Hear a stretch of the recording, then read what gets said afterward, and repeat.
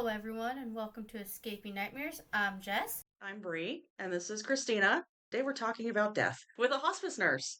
So we're gonna learn so many things. I'm excited. So how long have you been you've been a nurse for a long time. You did ER work and you're doing hospice work now. How long An have you ICU, ICU? Yeah. which is kind of the gateway drug for hospice Yeah. because that conversation needs to be had in that environment. So how long have you worked in hospice? Altogether, about 7 years. 7 years? Okay. I actually had the privilege to work for the family who took the right to die to the United States Supreme Court.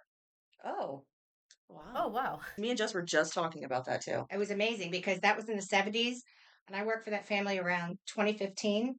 And her mom was in the office every day. So it's an area of nursing that you'll find people not just are passionate about and really want to like educate themselves and that kind of commitment, but there's really an emotional commitment, a spiritual commitment to hospice. I think it takes a special kind of person to work.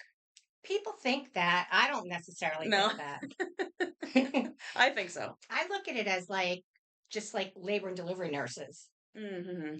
You're kind of the bookends of the human experience. So to me, it's not, sometimes it's very sad, of course, but it's happening and hopefully all I can do is make it better. Mm.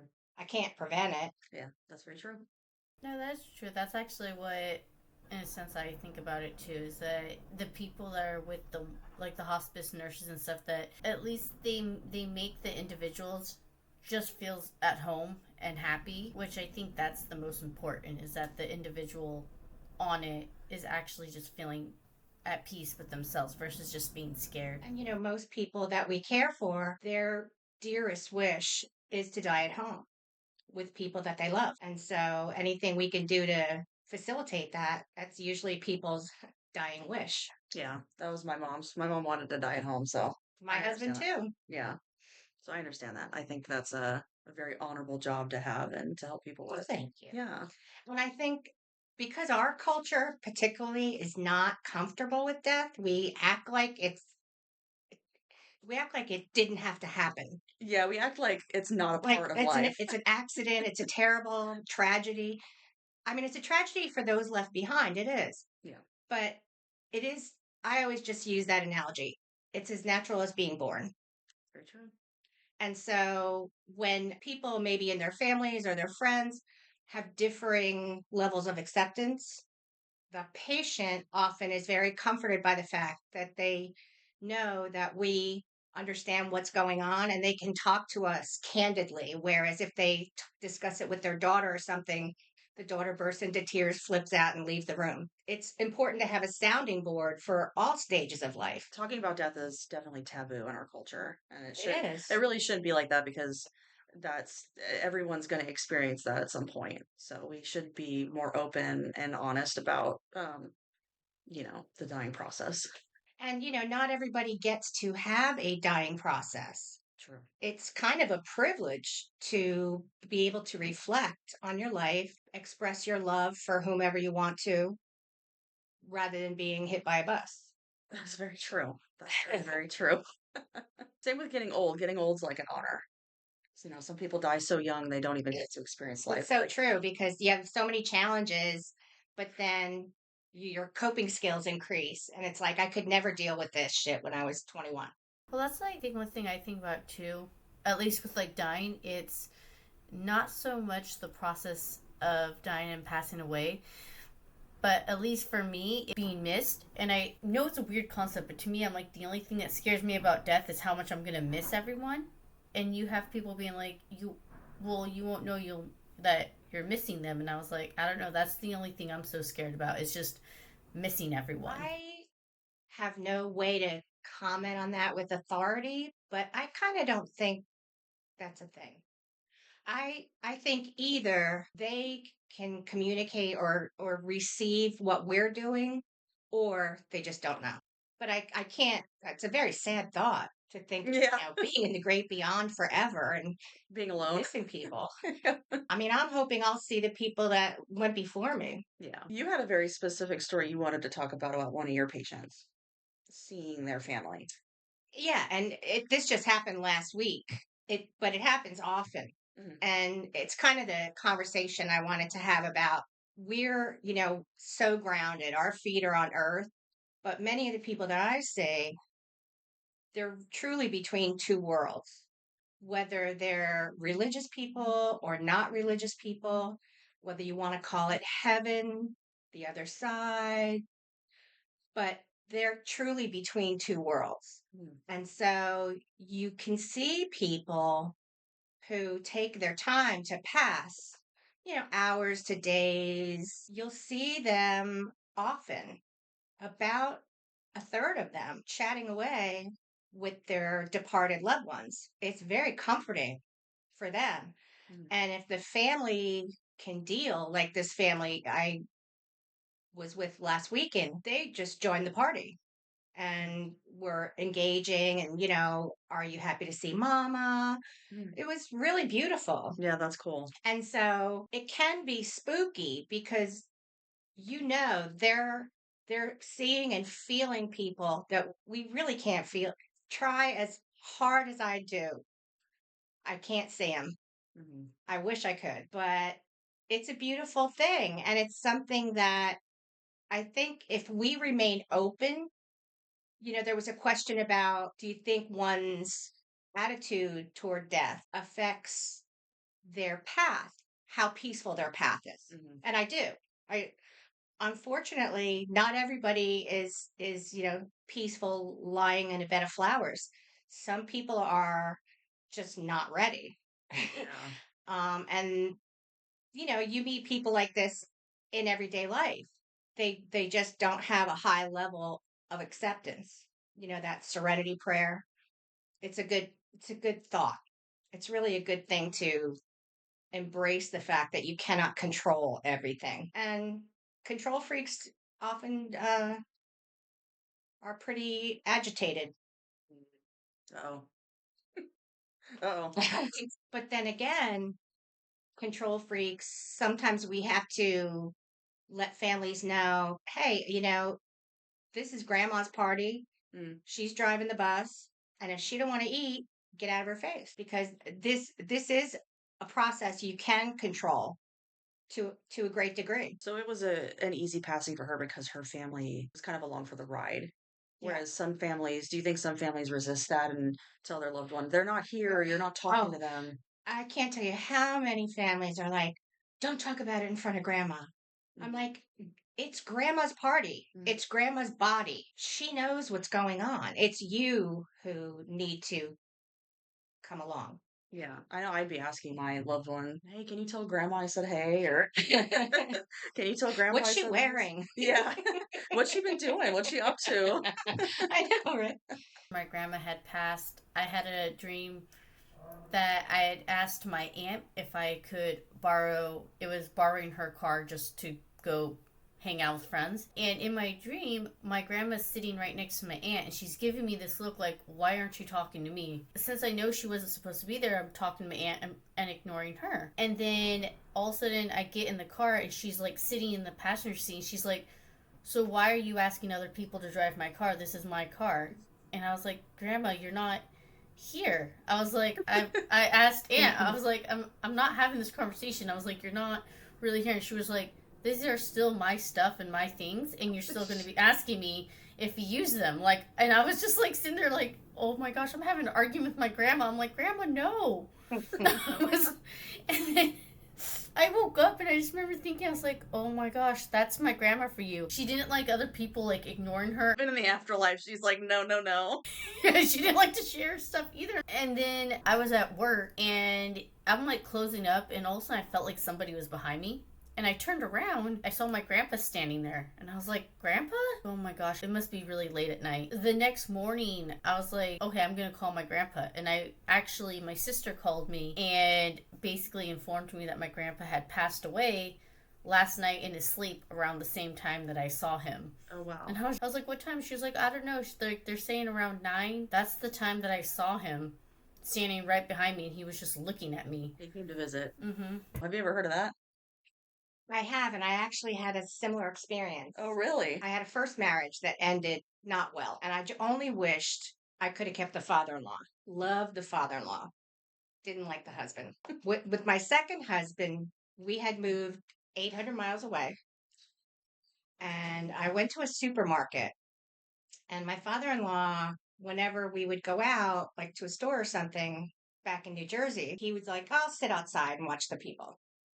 So I'm in Charleston, South Carolina. And I go to walk into a store and I see him sitting on the bench outside. And, it's a big tourist destination. So I was like, oh shit, they're here. That means if dad's out here, Jim's in the store. So I just turned right around, went to another store, didn't think anything else about it.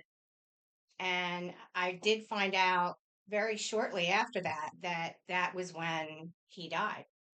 Oh, so you saw him in the store before he passed or after he passed? I saw him sitting on a bench. On a bench. 800 miles away from where he was Oh, dying in New that's Jersey. crazy. That's kind of cool. It was super cool. Yeah, that they come I visit. just wish I could tap into that. Yeah. My mom, when she was dying, she was on hospice. She told me that she was going to prove the afterlife if there was one, and she was going to come haunt me after she passed. And I think she did. I think she gave me uh, a couple weeks before she decided to start messing with me after I moved out of the apartment she passed in, and in the same complex I moved into a different apartment, a smaller one. And I started hearing like these loud like knocks on the walls and stuff at night.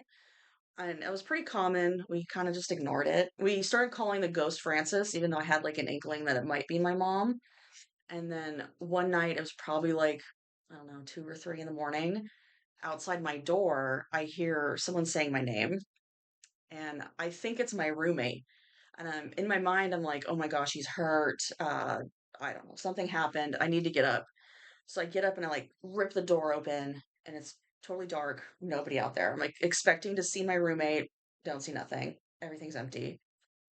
And I like distinctly heard it whisper my name like multiple times, and there's nothing there. And I went back to bed and I'm like, God damn it, I think that's my mom. I think that's my mom. And then I asked my roommate, I said, hey, did you get up last night? Were you calling my name? And he was like, no, but I thought I heard you calling mine. And I'm like, God damn it, mom.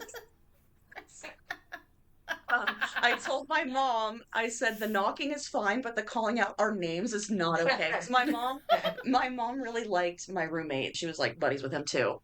And yeah, she was messing with him as well. So I said, Mom, don't do that because you scare the shit out of me.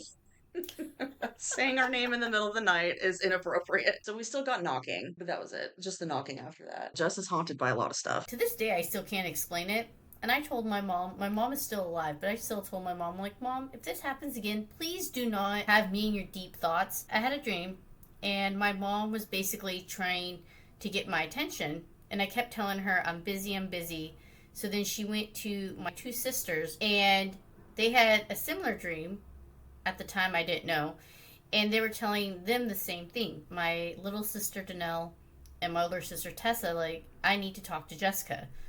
And both of them were like, Mom, we don't have time. We have our own life. You don't need to talk to her that bad. The following day, I'm talking to my little sister, and I'm like, Danelle, this is so weird, but I had a dream about Mom.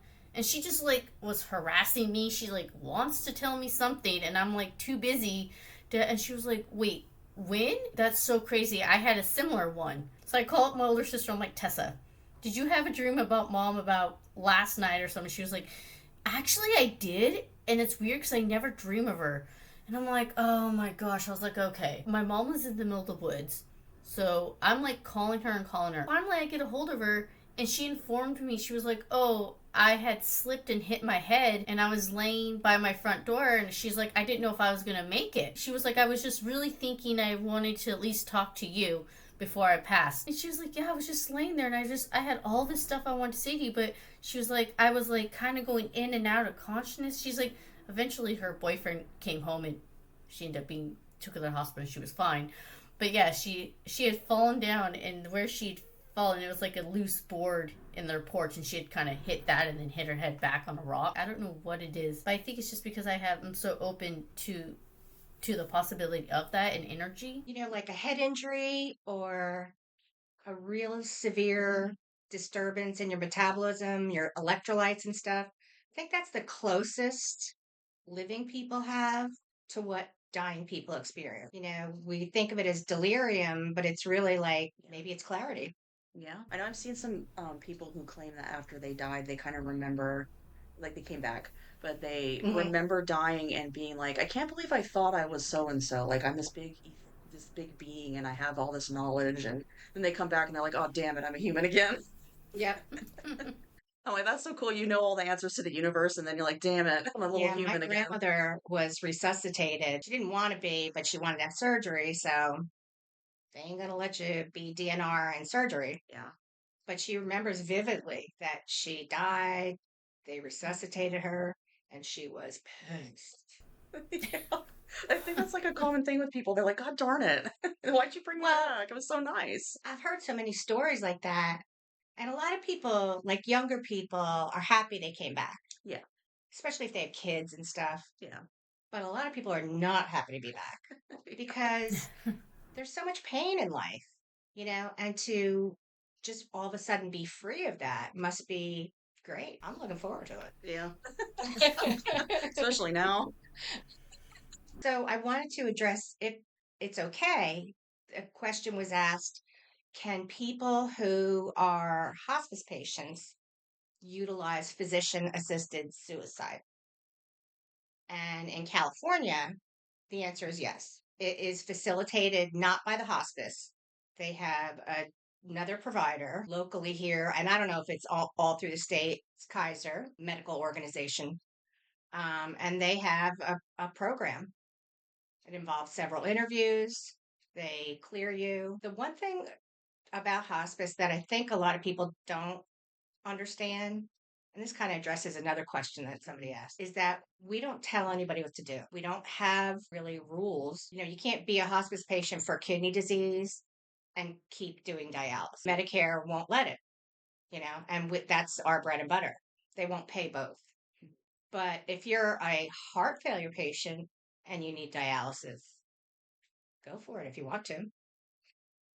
We've had people pay out of pocket for chemo, tens of thousands of dollars a month, but they want the symptom relief, the pain relief that hospice can provide. Yeah. And truly, only hospice can provide that because I don't know anybody listening has ever gone to an emergency room with a severe pain problem. Doctors are so afraid to prescribe adequate medication. I worked in the emergency room and it's just like it's such a grind. People come in, severe pain. First thing we do, punch them into the computer. Well, they've been to 20 pharmacies in 3 states in the last month. You understand how they develop this, defense mechanism. And it's also a legal defense mechanism because they're they're on the hook if they overprescribe. And even in the community, and you probably saw this, even oncologists can't adequately Yeah. palliate pain. Yeah. And so that's why people come to us oftentimes. They don't want to be told what to do. People assume they have to be a DNR to be a hospice patient. Not true. People assume they can't see their own doctor. Not true. Medicare is only going to pay one primary care physician. And if you're a hospice patient, that has to be your hospice physician, unless your primary care is going to manage the whole deal, which I've never met one yet that wants to. Mm-hmm. They don't want to call at 2 o'clock in the morning because a patient who has cancer for 6 months has pain. Yeah. And people also have a misconception that if they agree to hospice services, that's somehow changing the trajectory of that patient's life and death. Mm. It's not. The patient has X condition, they have Y time left to live. And whether we are there or not, what really changes is how comfortable the process is. The train is leaving the station. People who are just so afraid of that H word, and it's usually family members. It's not the patient because the patient already knows they're dying. They already know they can't even like breathe easily. They want to breathe easily. Yeah. I think a lot of people too feel like if it's their family or even them, the patient themselves, they feel like signing up for hospice is giving up. And it's really not. It's actually kind of fighting the pain that It whatever is. disease you have, it makes the time you have comfortable. It's not giving up, it's still fighting back. It's fighting back against the pain that could be It's caused quality or of life. yeah, it's a quality of life. And people, you take two people with the same diagnosis, the same prognosis. One pursues hospice, one doesn't. The patient who pursues hospice lives longer. They may have a little goal I've had, one guy just wanted to play golf one more time. Somebody wants to go to lunch, go out in their own yard, whatever makes their day better than just lying in a bed miserable. It's a goal. There was one thing I could get people to understand: utilizing hospice does not shorten your life. It probably is going to lengthen it, may or may not, but it's going to improve the quality. Because you're going to be more comfortable and just more Absolutely. at peace. No, I was always super thankful to hospice when they helped my mom because she had cancer kind of everywhere. So Hmm. I can imagine that that would have been painful, but the hospice Okay. nurses were always very gracious and like, oh, she's fine. One of them even kind of hinted like she knew that it was getting close. She was like, oh, it's gonna be her time soon, and I was just like, okay. It was kind of scary, but they helped her not feel pain. She was like skeletal, and near the end she couldn't talk or move or walk. It was terrible. The hospice nurses were pretty confident that she wasn't in pain. So, but that was a question I had for you too, because when my mom, so she was bedridden near the end because she had cancer in her brain, kind of everywhere. She couldn't talk or walk near the end, and she started to like gurgle when she would Hmm. breathe, and that was the one thing that really freaked me out. Like to this day, I have a fear of um, choking to death, just because it was just such a gnarly sound. It is a very unfortunate sound. Yeah, awful. It does not hurt the patient. Okay. It is not impairing their respiration. It's just like blowing bubbles with a straw, but Hmm. the air still gets through. Hmm. But, when you were a kid, Yeah. you see the bubbles, Mm. the air does get through. Yeah. And we do use medications to try to mitigate that, but we're really treating the family Yeah. because it's a very creepy, spooky, Yes. scary sound. It is very scary. There's a 2-word description for it. I don't use that in front of families. I say gurgling. Yeah. And measures that we try to take, families will be like, "Get me suction." Yeah. And then, we try to suction them and they start bleeding. Yeah. It's traumatic. We always explain to people. We say, most people experience that Yeah. because it's just a weakness of your muscles, Mm. and secretions just pool back here, kind of back by your salivary glands. But the patient's fine. Okay. Patient's fine. Yeah. It's the family, and Yeah. we be out of mercy. We will treat it out of Yeah. for the family. Mm. It's not a terribly effective treatment because the medications we give prevent more secretions from accumulating, but these are already here. Hmm. Yeah. It's a tough one. It's one of the toughest aspects, I think, of the very end of life. Yeah. No, that she started doing that like I want to say like maybe a week or two before she passed. And it was pretty like I could hear it while I was sleeping in the other room. It was Yeah. constant and it was very scary. But my hospice nurse, I kind of just followed her lead. She was like, it's normal, she's fine, she's not in pain. I was Yeah, like, usually we just say if they can tolerate it, turn them on their side, yeah, put a pad under so they can drain. If gravity's going to help you. yeah, yeah. So I just followed her lead. She was kind of like, I was like, if she's not worried about it, she's a nurse. No, and I'm that's just gonna where deal. the whole, treating the whole family comes in. Yeah, Because it, I mean, to be so young and tender like you were, yeah, to be dealing with that 24/7, yeah, and to be actually watching that process, extremely traumatic. Oh yeah, for sure. And there comes a point, like you were saying, they were able to keep her comfortable. That's great. She's almost on autopilot, Yeah. and you're the person who really Yeah. needs the help. Yeah. But that's okay Yeah. because, Yeah. that's what we do. hmm Yeah, and that's the one thing I think I regret about that whole experience is hospice provides therapy for family afterward. And I was so focused. I was only 19. I think I just turned 20 when she passed. So I was dealing with college, having to work a full-time job, my mom passing away, me having a shitty job that didn't pay enough to go pay rent. And I never utilized those services, and I wish I had made time for myself to do that because I think I suffered for a really long time, kind of in silence. Yeah, we care for the family 13 months after the patient passes, if Yeah, they'll let us. yeah, And anybody who has suffered a bereavement can basically call up any local hospice mhm. and should be able to join a group or receive some counseling.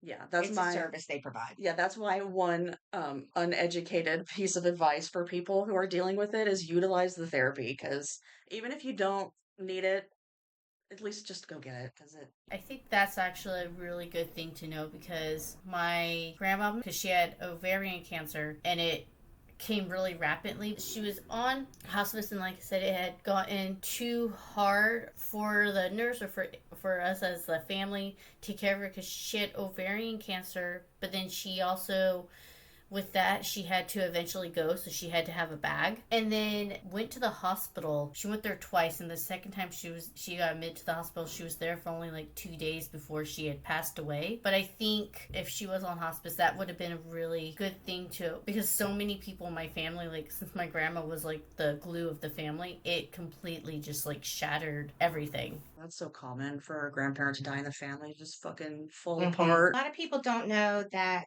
hospice will provide services in a hospital. It really has to be, like probably was in your grandma's case, a crisis that can't be managed at home. Most, I'd say 98% of our patients, when they have a crisis of pain or shortness of breath, there's nothing the hospital can do for them that we can't do at home. And we may be planning to visit that patient quickie. We show up, things are not good. We'll stay in that house for 4, 8, 24 hours and manage the patient. Mm. Sometimes it's just almost insurmountable. And a patient will go to the hospital, manage the crisis, and go back home. And when we admit people in the hospital, which I do all the time, they're usually in the last 48 hours of their life. Sometimes they pass before I'm able to create their chart. Oh my gosh. I had such a strange experience one time. I admitted a gentleman in the hospital, and almost by our criteria, I would have said he's not, he doesn't need to be. We call it GIP, general inpatient care, because he was sitting in a chair, dressed in street clothes, conversing with me, signed his own paperwork. No. And I was like, okay. I went out to the desk to communicate with the doctor, and the patient died. No I way. couldn't believe it. That's crazy. It I was mean, amazing. that's kind of how I hope to die, though. I- You know, Just walking around and then, I think most of us are more afraid of suffering than we yeah. are of dying. Oh, for sure. For sure. I definitely don't want to suffer. Just don't let me suffer. Yeah. And that's the great thing about hospice is they Yes. help you not suffer. Well, I also wanted to touch on, when we're here on earth and our loved one is kind of in between, sometimes our loved one seems so close to the other side and they experience what's called power surge.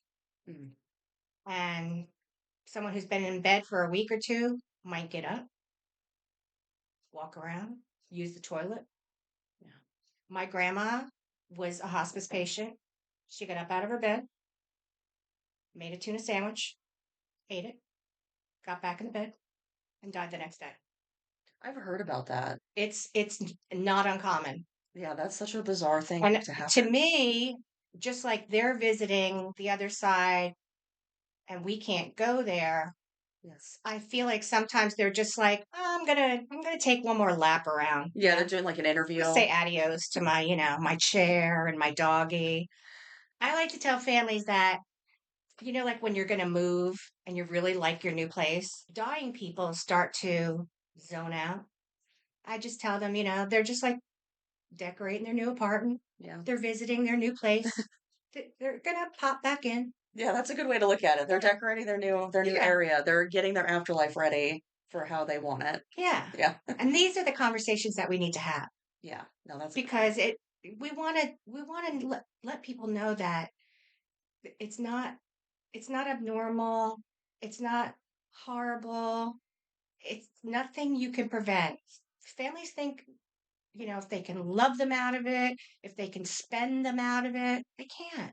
Yeah, my mom's partner was definitely like that. She was convinced that there was going to be a miracle that was going to happen and that she just loved her so much that things were Yeah. going to change. And I'm just like, she's got cancer in her brain. You're like, we could see it growing on her skeleton. Like, Mm-hmm. that's not going to happen. I mean, as much as we want it to happen, Yeah. we have to be kind And of living realistic. where we live, and we have all these world-class medical centers 2-hour drive away. Yeah. Families, it's always the family. Yeah. Think, schlepping them to Stanford is going to change something. Yeah. Because the medical care is inadequate. Some things, like metastatic cancer, are runaway train. Yeah. And I just wanted to touch on one more phenomenon. Okay. That is and we ask this of every family that we admit. We say, is there anything mama wants to do before she dies? And that's why I sent you that picture. I sent Bree a picture with the family's permission because when a patient gets really close, we see them every day. So she was not my patient that I admitted, but I was called upon to do one of these daily visits. And I'm meeting the family. The patient's obviously very close. And they told me 2 days earlier, she had just had her birthday party. And she was up, she was dressed, her hair was done, she ate cake, she interacted. Tons of family members came to see her. And the party was over on Sunday. Monday, she went to bed. A few days later, she passed. She wanted to see everybody one more time. She wanted to have a party. And it was just amazing. And just like my grandpa, too. My mother was divorced. She wasn't in a great financial situation. And she remarried. And my grandfather was not well, but he attended the wedding and very shortly thereafter passed away. Yeah. So you think they might hold out? I think people do hold out sometimes. And I find it reassuring that we have a little more control over the process than we think. Yeah. Because you do see that.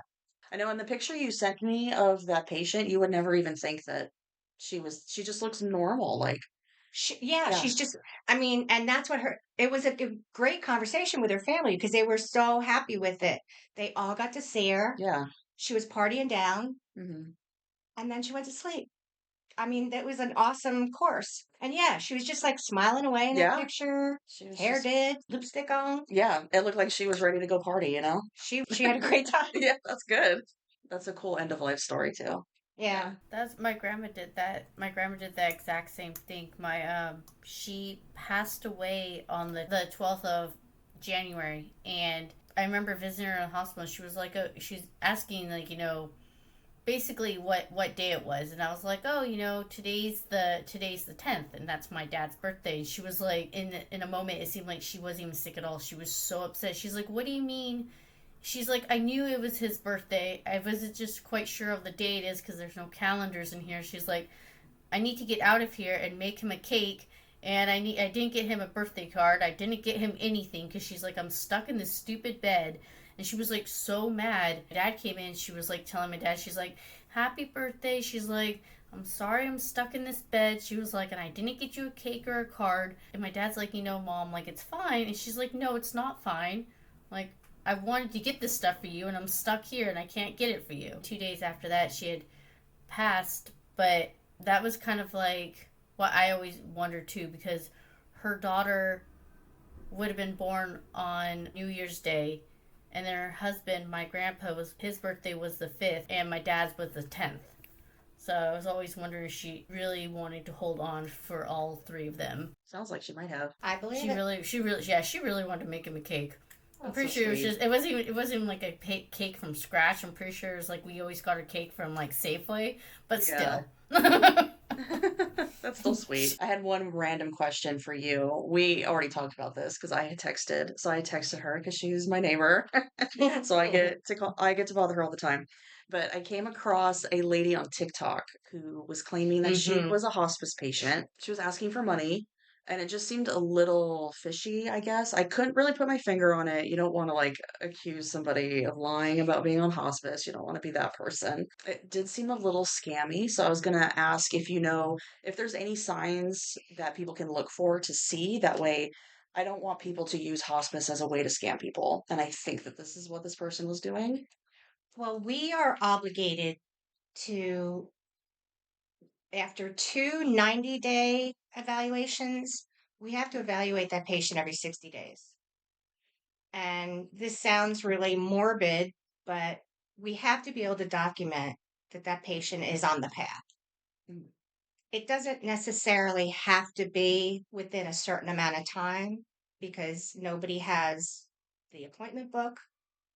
But if the patient is not declining and on a trajectory toward the end of their life, we will discharge them. I think you and I discussed the person who was, plastering herself all over the internet and, raising money. I think she's been raising money since 23. Yeah, yeah, So, long time. that's a pretty long trajectory to be a Yeah, hospice patient. and And she's all of her posts were like, my doctor says I'm about to die. I'm dying. Please send me money." And it's like you've been doing she this for was two like the years. twin of a patient that we discharged, Wow. who just like this lady on TikTok, very scrawny, malnourished, looked like a tweaker.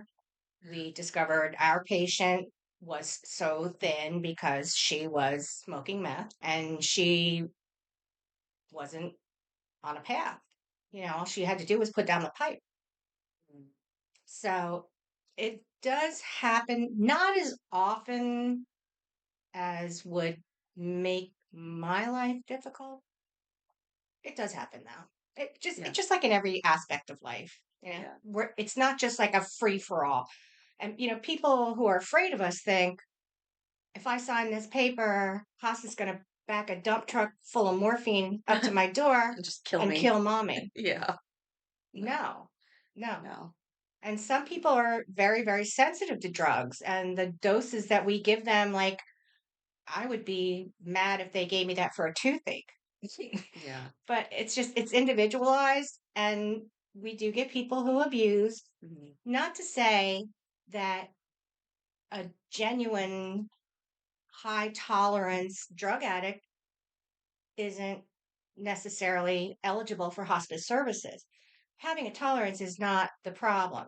Abusing is the problem. Yeah, because this lady I seen, she did look like, she could definitely be on hospice, and she did She list did. she did list a disease. I ended up looking it up, and it wasn't something that was fatal. That's why I was like, oh, I don't know. So definitely like look And up. it was the same diagnosis that my patient had. That's crazy. And so I got to research if meth does that because I know diabetes does that, Uh-huh. but I'm going to check because now there's two. Yeah. Um, and I didn't admit this particular patient. I would have lobbied for her not to have been admitted, even though she was like 80 pounds. But the admitting nurse called the doctor and said she looks like an Auschwitz survivor. So that's really painting a picture. So we admitted her for malnutrition Yeah. because that diagnosis that we discussed is not a hospice diagnosis. Right.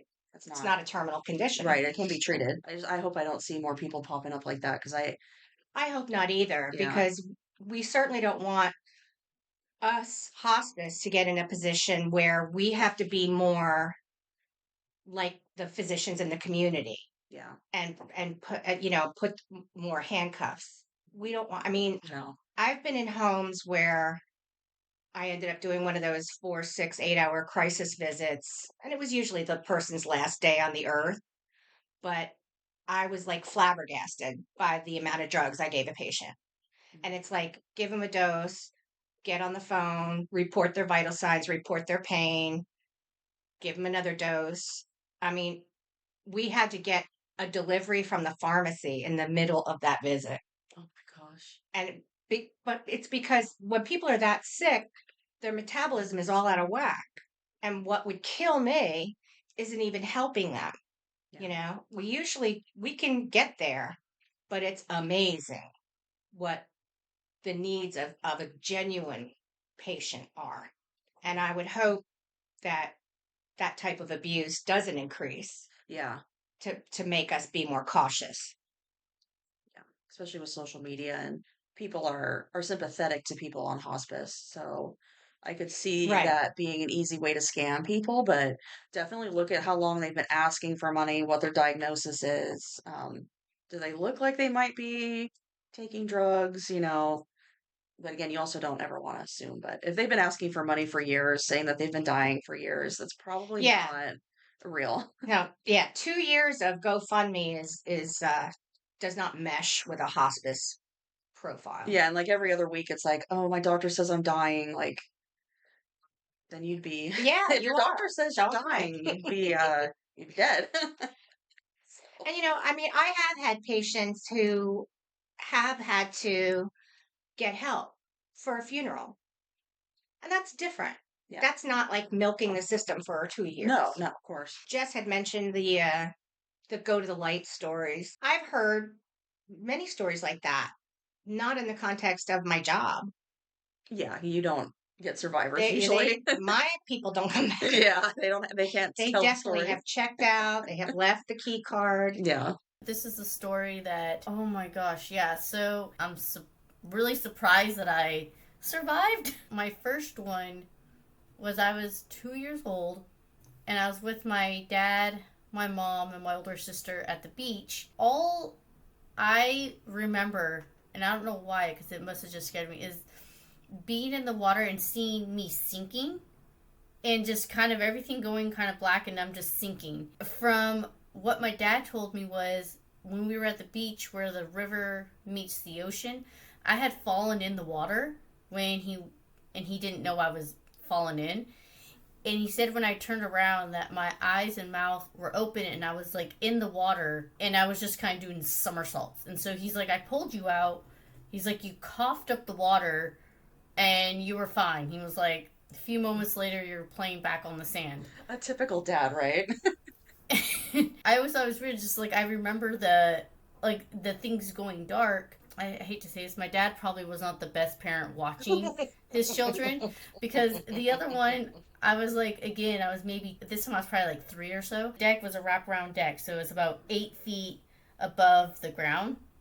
And apparently there was a trampoline, and he told me not to jump on the trampoline by the deck. Well, he wasn't paying attention, so I pushed the trampoline by the deck so I could, I guess, look over the deck, and I was jumping up and down on it.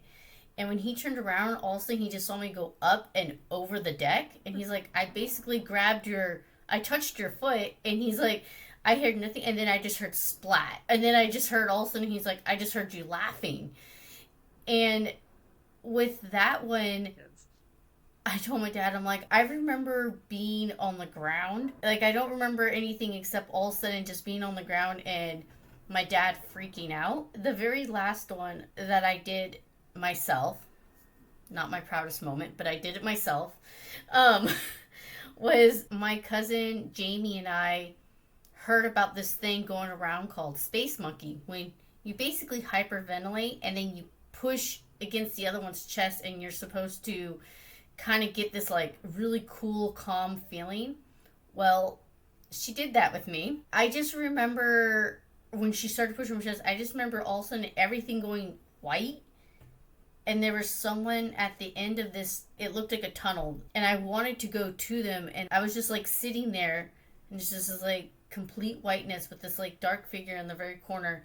And I could vaguely hear my cousin calling my name. But I wanted to go towards the figure.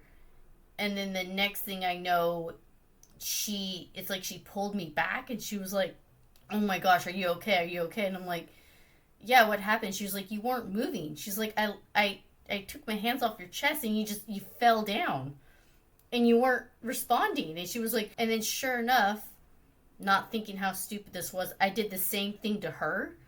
And it was the same thing. Like all of a sudden, it's like there was life in her eyes, and then all of a sudden it looked like she just was like totally zoned out. And I let go of her, and she just like fell to the ground.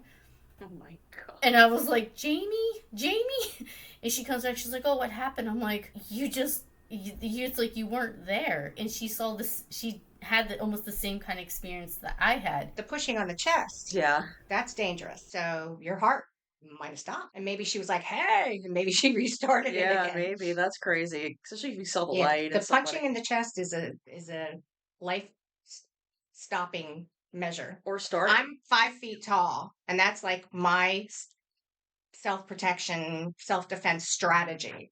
Like, what else could I do? I would just pretty cordial thump somebody. Oh, don't want to fuck with a nurse. Stop your heart. I will stop your heart if I can. Because I only used it once, but I used it to start someone's heart. It's very effective. Were you mad when you came back? Like, why'd you wake me up? Honestly, that I was honestly upset because I wanted to go to the figure at the end of the light. Like I was like, this is so cool. Like there's something calming about the figure at the end of the light that I wanted to go to. So like I was pissed off that I'm like I was so close. I wanted to see what that was, and obviously it's probably a good thing I didn't do it. But the crazy part is I'm like 38 now. I did that when I was 17. Just a couple of years ago, I was working at a community center, and I'm sitting there, and all of a sudden I hear there's a group of these kids. They were like beginning high school because they were like 14, 15. And I overhear their conversation like, oh my gosh, do you hear that about this new thing going on? You push on your chest, like, my friends have done it, you get this cool feeling. And I was like, I like looked at them and I calmly got up and I went up to my boss and I was like, are you fucking kidding me? I was like, my dumbass 17-year-old did this a long time ago. She's like, wait, what's going on? You're having Vietnam flashbacks of when you killed yourself. Pretty much, I was like, there's a stupid challenge thing that I did 20 years ago that I realized how stupid and how bad it was. You stop breathing and then you see this cool shit and all of a sudden... See the afterlife. Yeah, you realize you get older and it's not cool. Yeah, these kids are doing it literally at our community center. So she looks out the window and sure enough there's a group of kids out there and they're doing this and she was like, oh no, not on my watch. And she like No. she like runs out there. They all scatter and the one kid that they had done it to and had fallen and actually hit his head like on the cement. She said that at the school the principals like had to write out a paper saying that kids were doing this in the bathroom, in the classroom, because it was a new challenge to see how long you could be out for. Do you get a high from that? I guess so. I guess it's like why people do autoerotic asphyxiation. That's what I was thinking. Like maybe there's some kind of high associated, and that's why these kids are like, "Hey, let's do There that." must be because there's people who do that more than once, so they must really like it. I learned my lesson 20 years ago, and I was like, I will never, ever do that again. Because I was like, after I realized how dangerous it was, and it was just, to me, it was just crazy. This is not a game. This is not funny. Those are funny stories, Jeff. Yeah, she's got a lot. She's got a lot of crazy stories. You don't have any near-death experiences? I'm trying to. I don't really think I do. No, relatively safe life. Yeah. Maybe you and Jessica had a whole conversation about all the times we've almost been kidnapped. The closest I came to that was like a old perv offering me a ride when I was like 14. Me too. It's not. It's like, you should be ashamed of yourself. But then, you hear stories, about people would like hop in. Yeah, I'll take a ride. Yeah. Well, thanks for hanging out. We'll have to hang out again. Yeah, it was fun. And do another video, maybe one that's a little bit more silly. Yeah. I know. Thanks for answering some of our questions. I appreciate it. Yeah, spread the word. Don't be afraid. Yeah. Hopefully more than the 13 people that watch our videos see this, because I think it's kind of important to spread the word, All right, everybody. Well, bye. Bye. Bye. Have a good day. You too. Don't die.